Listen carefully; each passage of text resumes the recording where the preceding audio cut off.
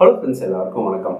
இந்த வீடியோவில் ஏப்ரல் 19ஆம் தேதி நடந்து முடிஞ்ச நாடாளுமன்ற தேர்தலில் நம்ம சவுத் சென்னை கான்ஸ்டியூன்சியில் எவ்வளவு வாக்குப்பதிவானது நடந்திருக்கு, இதற்கு முந்தைய தேர்தல் அதாவது 2019 மற்றும் 2014ஆம் ஆண்டு நாடாளுமன்ற தேர்தலில் எவ்வளவு வாக்குப்பதிவானது நடந்திருக்கு, அந்த தேர்தலோட இப்போ ஒப்பிட்டு பார்க்கும்போது வாக்கு சதவீதமானது அதிகரிச்சிருக்கா குறைஞ்சிருக்கா போன்ற விஷயங்களையும், இந்த தொகுதியில் இருக்கிற மயிலாப்பூர், டி நகர், சோழிங்கநல்லூர் போன்ற பகுதிகளில் எவ்வளவு சதவீத வாக்குப்பதிவானது நடந்திருக்கு போன்ற விஷயங்களை தான் நம்ம இந்த வீடியோல பார்க்க போறோம். மயிலாப்பூர், சைதாப்பேட்டை, சோழிங்கநல்லூர், தியாகராய நகர், வேளச்சேரி, விருகம்பாக்கம் போன்ற பகுதிகளை உள்ளடக்கிய இந்த தொகுதியில இந்த ஆண்டு 54.27% வாக்குகளானது பதிவாயிருக்கு. இந்த நம்பர்ஸை 2014ஆம் ஆண்டு நடைபெற்ற தேர்தலோட ஒப்பிட்டு பார்க்கும்போது நம்பர்ஸ் கொஞ்சம் பெட்டரா தான் இருக்கு. ஏன்னா 2014ஆம் ஆண்டுல 49% வாக்குகள் தான் இந்த கான்ஸ்டியூன்சியில பதிவாச்சு.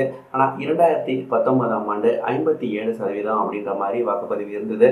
அதை கம்பேர் பண்ணும்போது இந்த வருஷம் கிட்டத்தட்ட ஒரு 2% கம்மியா இருக்கு. எக்ஸாக்டா சொல்லணும் அப்படின்னா 2.65% ஓட்டிங் ஆனது கம்மியா இருக்கு. இப்போ நீங்க ஸ்கிரீன்ல மயிலாப்பூர், சைதாப்பேட்டை, தியாகராய நகர், வேளச்சேரி, விருகம்பாக்கம் மற்றும் சோழிங்கநல்லூர் பகுதியில எவ்வளவு வாக்குகள் பதிவாயிருக்கு அப்படின்றது தான் பார்த்துட்டு இருக்கீங்க. மயிலாப்பூர் தொகுதியை பொறுத்தவரையில ஒரு 54%, சைதாப்பேட்டையிலும் அதே மாதிரி ஒரு 54% வாக்குகள் பதிவாயிருக்கு. சோழிங்கநல்லூர்ல ஒரு 55%, தியாகராய நகர், டி நகர்ல மறுபடியும் ஒரு 53% வாக்குப்பதிவானதை நம்மளால பார்க்க முடியுது. வேளச்சேரியில ஒரு 54%, விருகம்பாக்கத்துல ஒரு 54% வாக்கானது பதிவாயிருக்கு. இப்ப நான் சொன்ன எந்த ஏரியாஸுமே சென்னையுடைய புறநகர் பகுதியில் இல்லை, எல்லாமே சென்னையுடைய சென்டர்ல இருக்கு.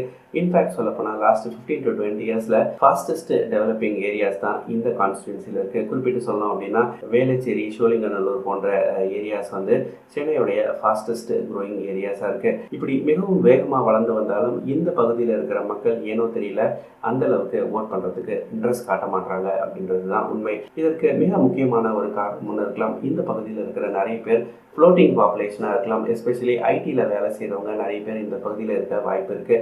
அதனால அவங்க நிறைய பேருடைய சொந்த ஊரானது சென்னையில் இல்லாத காரணத்தினால இந்த தொகுதிகளில் ஓட்டிங் ஆனது ட்ராப் ஆகிருக்க சான்ஸ் இருக்குது. இந்த தொகுதியை பற்றி ஒரு குறிப்பிட்ட ஒரு தகவல் ஒன்று ஷேர் பண்ணோம் அப்படின்னா அது ஒன்றும் சூப்பரான ஒரு இன்ஃபர்மேஷன் எனக்கு தெரியல.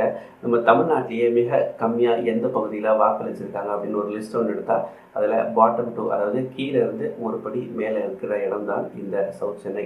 ஸோ சவுத் சென்னை மக்கள் அடுத்த தேர்தலையாவது முன் வந்து அதிகமாக வாக்களிக்கணும் அப்படின்றது தான் எல்லாருடைய விருப்பமாகவும் இருக்கும். பார்ப்போம் இந்த தொகுதியில் யார் வின் பண்ணுறான் அப்படின்னு.